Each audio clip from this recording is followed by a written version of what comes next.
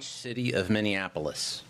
I'm here to talk with you today about interior enforcement, border security, and making our communities and our nation a safer place. At 6:11 a.m., federal officials stood behind a wall of microphones and seals and said it out loud. $980 million.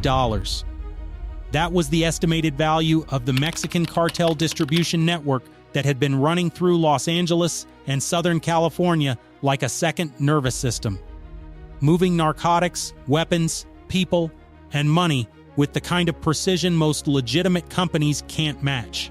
They called it one of the most dangerous logistics hubs ever dismantled on U.S. soil. And then came the line that landed like a warning shot. This was not a street crew. This was an underground supply chain. If you think that sounds like exaggeration, stay with this. Because the deeper the agents went, the less it looked like crime, and the more it looked like infrastructure. 4:32 a.m., Los Angeles, California. The city was still dark, still half asleep. Only the late-night neon and the thin ribbon of freeway headlights moving like blood cells through concrete arteries. A low marine layer sat over the neighborhoods, turning streetlights into smudged halos. The air smelled like wet asphalt, exhaust, and the last traces of a night that didn't want to end. And in that quiet, there was movement.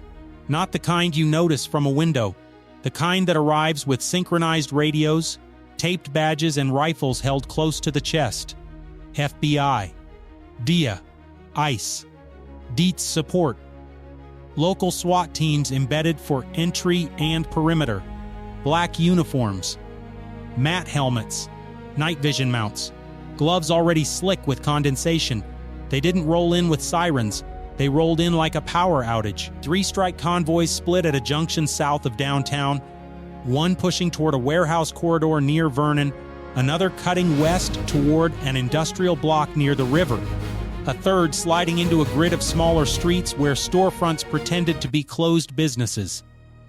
The targets weren't random, they were nodes. A cartel-run bar with a back door that never stopped opening. A massage front that kept no appointments but had a steady stream of deliveries at 2:00 a.m. An underground casino hidden behind a fake wall inside a wholesale import shop. A logistics warehouse listed as a regional distributor for restaurant supplies, except it never served restaurants. It served the cartel. And at 4:32 a.m., exactly, the first breach hit. Metal screamed as a ram met a reinforced door. Flashbangs detonated with a hard white pop that turned the hallway into a camera flash from hell. Agents surged through the smoke, voices tight, controlled. Federal agents. Down, down. Inside, the air was warm, too warm, like machines had been running all night. Shelving units lined the walls, cardboard boxes stacked with careful corporate efficiency. Shrink wrap, pallet tags. And the first thing a DEA agent noticed wasn't the drugs. It was how organized it was. This wasn't some chaotic stash house. This was a fulfillment center. In the back, suspects ran. One grabbed a duffel bag already bulging, straps biting into his hands. Another tried to slip through a side corridor, bare feet slapping concrete. A third reached for something under a desk, fast enough that 2 agents moved as one. A short burst of gunfire cracked and vanished. The suspect dropped, not dead, wounded, pinned by fear and gravity. Then the doors kept opening, one after another. As teams hit secondary rooms, they found the product. Cocaine bricks stacked in clean columns, each stamped with a different mark. Some cartoonish, some coldly minimalist. The kind of stamps cartel members use like brand logos. Heroin sealed in vacuum packs. Methamphetamine wrapped tight, crystalline chunks catching light like broken glass, and fentanyl. Fentanyl pills. Not a little. Not a street-level amount. Hundreds of thousands, then more. Agents counted and recounted as evidence techs photographed, logged, sealed. By sunrise, the running tally across the first wave of hits was staggering. Multiple tons of narcotics including cocaine, heroin, methamphetamine, and fentanyl pills enough to poison cities for months, enough to fund a private army for years. Cash came next, bundles wrapped in plastic, tucked into false compartments, walls that sounded hollow, a freezer that didn't freeze anything except money. They pulled out duffel bags so heavy 2 agents carried them together, the fabric straining at the seams. Then they found the guns. AR-style rifles, some altered, some untraceable, handguns with filed serials, ammo cans like lunchboxes. And then something else, something that didn't belong with the rest, behind a rolling rack, hidden inside a steel cabinet, bolted to the floor. They found sealed boxes, industrial grade, waterproof, labeled only with numbers and a single black symbol that meant nothing to the street crews in the front rooms. The cabinet had a biometric lock. Not a padlock, not a cheat code, a biometric lock. They didn't pry it open, they removed it. Whole. And as the cabinet was wheeled out into the cold dawn air, one FBI supervisor said something under his breath that nobody wrote down, but everybody heard. This isn't just storage, this is command. 8:19 a.m. FBI Cyber Forensics Unit, downtown Los Angeles. The fluorescent lights here didn't flicker. They didn't have to. Everything in this room was designed for permanence, white walls, glass partitions, humming servers, analysts in quiet concentration. They brought the steel cabinet in like it was a bomb. Because in a way, it was. Inside the cabinet were encrypted hard drives, portable servers, 2 satellite phones sealed in static bags, a ledger, not paper, not handwritten, digital, structured, layered. The encryption was heavy, not the kind you buy with a credit card, the kind you build when you expect to be hunted. For hours, analysts hammered at it. Key extraction, memory scraping, credential hunting. Then, finally, the first crack. A file tree opened, and with it came something that made the room go silent. A network diagram, dense, sprawling, clean. A map of the cartel's logistics empire across Los Angeles and Southern California, arranged like a corporate org chart. Routes, drop points, safe houses, warehouse schedules, names that weren't names, handles, code names, rotating identifiers. And sitting at the top of the architecture was a title that appeared over and over again, embedded into authorization logs like a signature, not a governor, not a mayor, not a judge, not a politician. Something more precise, something more dangerous. A logistics chief, a cartel supply chain controller, a man whose job wasn't to sell drugs. His job was to make the drugs impossible to stop. They only had a name at first, fictional, but consistent across systems. Silas Rook. No birth certificate in the obvious databases. No driver's license that stayed active long. A ghost with fingerprints all over the machine. Every major shipment approval in the system used the same encrypted authorization key. Every schedule update, every reroute when heat came in, every maintenance closure at a way station that suddenly lasted 2 hours at 3 a.m. Silas Rook didn't operate like a gangster. He operated like an engineer. And the deeper analysts went, the uglier it got. Shell companies tied to trucking contractors, ghost corporations listed at empty offices, a sham charity that claimed to support youth outreach but moved millions through equipment purchases, restaurant chains that were never busy but somehow expanded rapidly, logistics firms that existed on paper, filed taxes, looked clean, and moved cartel product in refrigerated trucks labeled as produce. Money flowed out in disguised transfers. Back in through consulting fees. Out again through offshore accounts.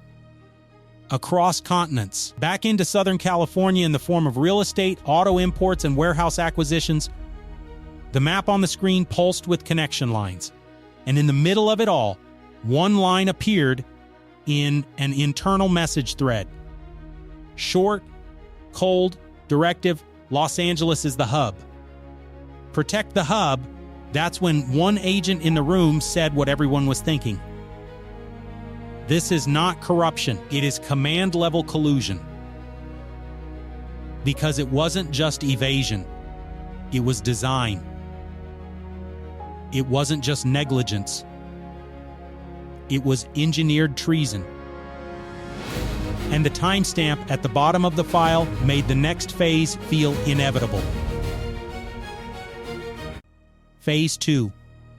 Morning cleanse, 11:58 a.m., Joint Operations Command Center, Federal Building Annex, Los Angeles. By the time the sun was high, the operation had already outgrown Los Angeles. A digital map filled an entire wall, Southern California painted in a grid of streets and topography and municipal boundaries that meant nothing to the cartel.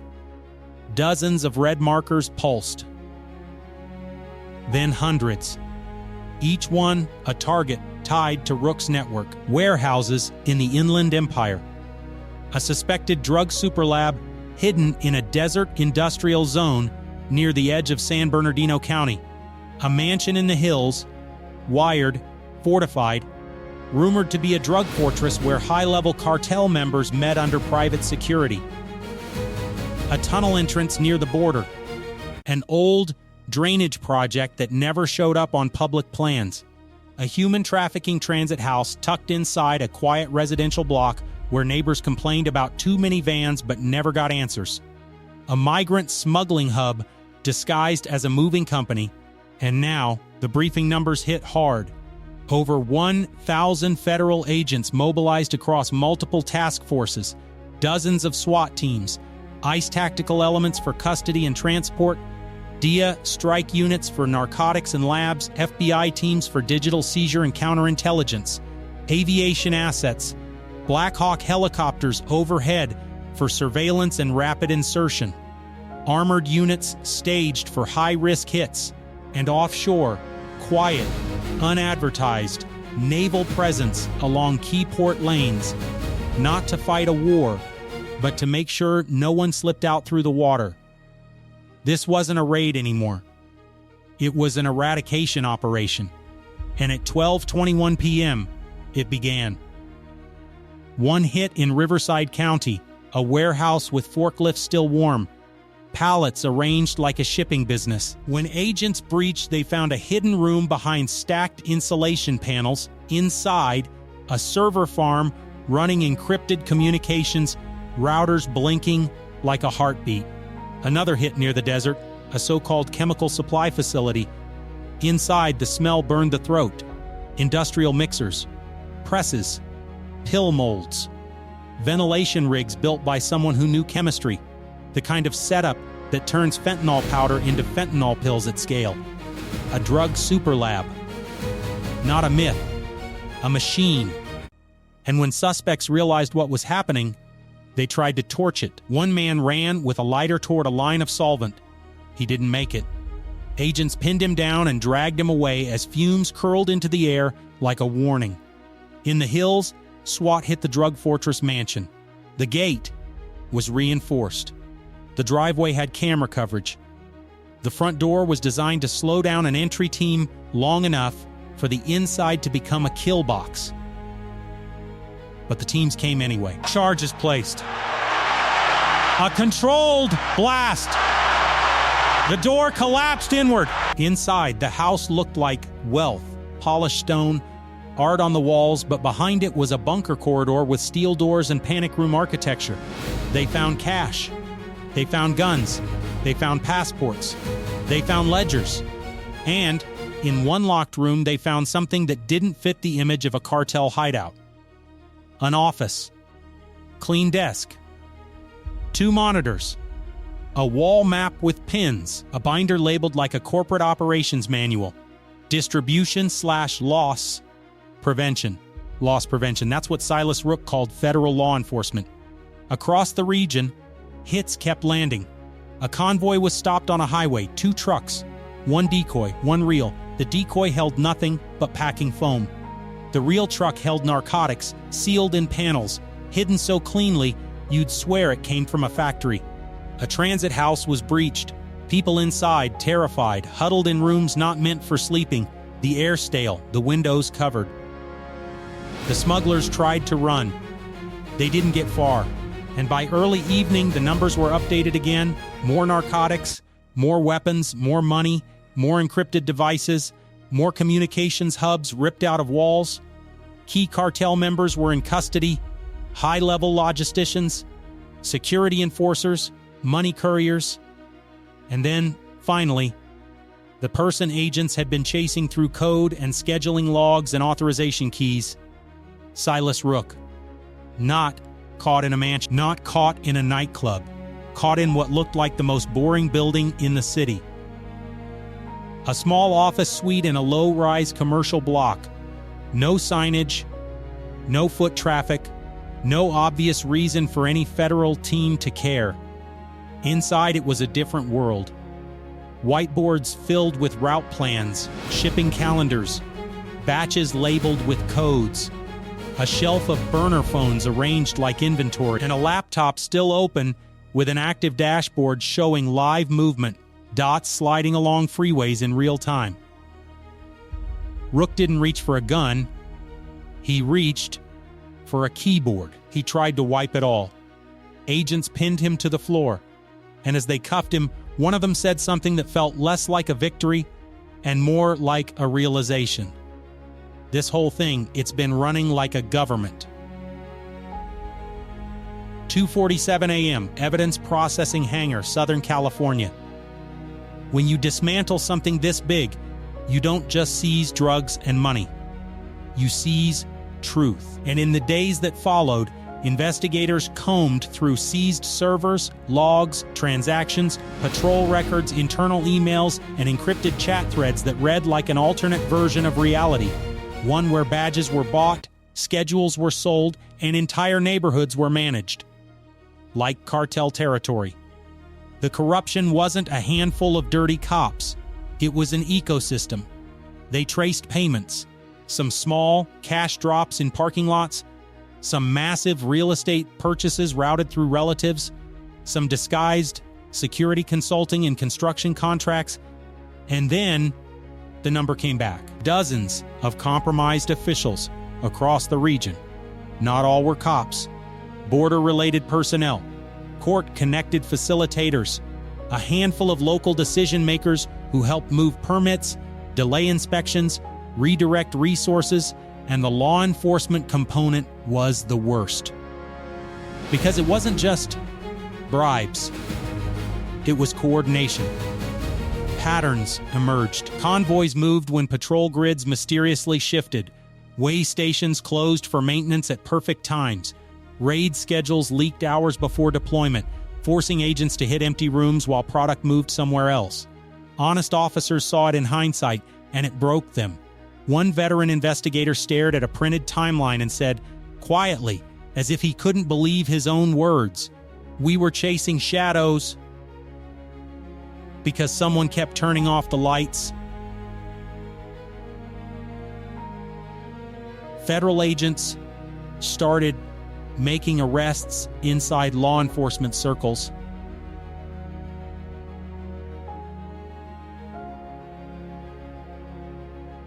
A senior sergeant pulled from his home at dawn, a deputy unit planner who had access to tactical calendars, a border-related coordinator who kept claiming he was just doing paperwork, right up until they showed him the encrypted messages.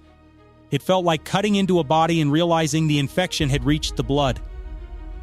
And the phrase that kept coming back in internal briefings was chillingly specific: a parallel enforcement system, a second secret police force, informal, unaccountable, paid and directed by cartel logic.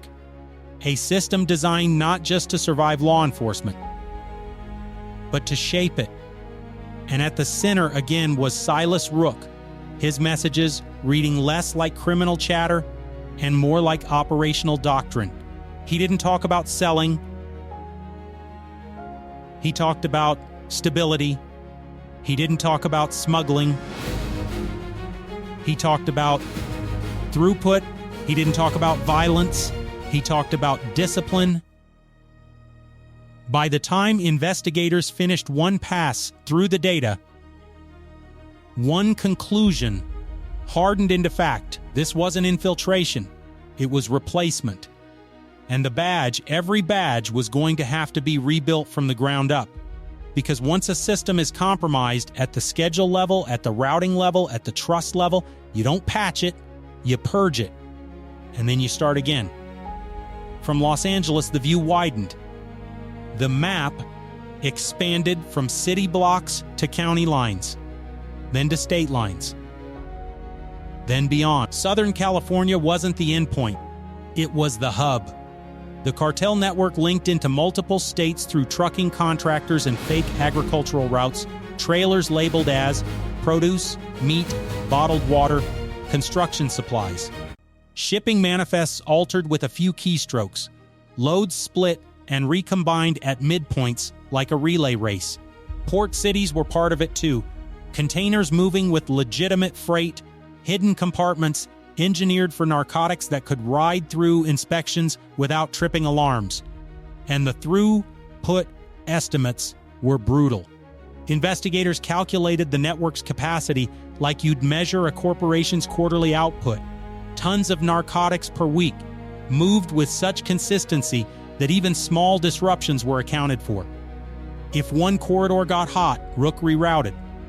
If one warehouse was compromised, the product had already moved. If law enforcement surged in one area, he starved it, moved operations elsewhere, then returned when attention drifted. And then they found the catastrophic file. A plan, not a fantasy, a timeline, a blueprint for permanence. A document that laid out how to turn Los Angeles into the long-term headquarters for a drug empire, a fortified logistics capital that could outlast elections, outlast task forces, outlast headlines. It wasn't about winning a month. It was about owning a decade. And the line that froze every reader was simple. Make it normal. That was the final realization. The cartel wasn't trying to hide forever. It was trying to blend into the background until nobody remembered what the background was supposed to look like. Because power doesn't always need open violence. Sometimes power only needs silence and ambition and a system that keeps moving even when the world thinks it's asleep. This operation left scars across Southern California, not just on the cartel, on families who lost sons and daughters to fentanyl, on neighborhoods hollowed out by meth, on communities where heroin and cocaine didn't arrive like drugs, they arrived like weather. Unavoidable, predictable, constant. The federal agents who led these raids will tell you the same thing off the record. The guns and the cash are the easy part. The hard part is the trust, because when a cartel builds a parallel enforcement system, when it buys people who swore an oath, you don't just fight criminals. You fight betrayal. And if you're still listening right now, understand what this story really is. It's a warning. A warning about what happens when organized crime stops acting like a gang and starts acting like governance, when a Mexican cartel distribution network turns a major American city into a logistics hub, when a cartel member isn't just a soldier, but a planner, when the drug empire isn't just money, but structure, when the drug fortress isn't just a safe house, but a headquarters, when the drug superlab isn't just chemicals, but production, when drug tunnels aren't just holes in the ground, but controlled corridors, when human trafficking and migrant smuggling aren't side crimes, but cover, and when the enemy isn't just outside the system, but inside it. So here's the question that lingers after the press conference lights shut off, after the evidence photos, after the numbers, after the headlines. How many other hubs are still running, quietly, under the noise of everyday life? How many other Silas Rooks are building systems you don't see? If you want this corruption dragged into the light, comment expose. If you're still watching, tap like so more people see this story.